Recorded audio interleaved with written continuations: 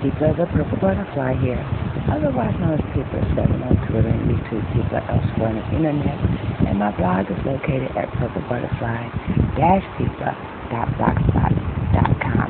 And I've decided what I was going to do with that knot that was in the middle of the word.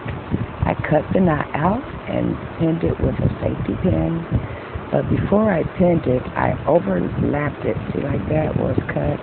I overlapped it so that way the eyelet would be in the same spot on both of the cut pieces. That way when I knit, I could go right through those two and continue on, so that way it's congruent. Look, there'll be no big old nasty knot in the middle of it.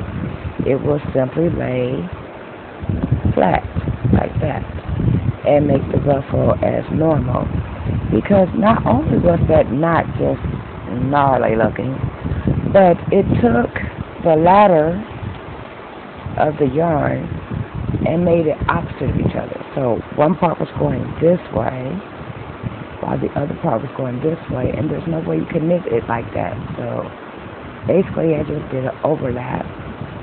So it's like that, and when we knit, it will be one smooth piece. I'll be back to show you what that looks like in about 5-10 minutes or however long it takes me to do it. This has been People7 on Twitter and YouTube. Don't forget to rate, comment, and subscribe. Bye now.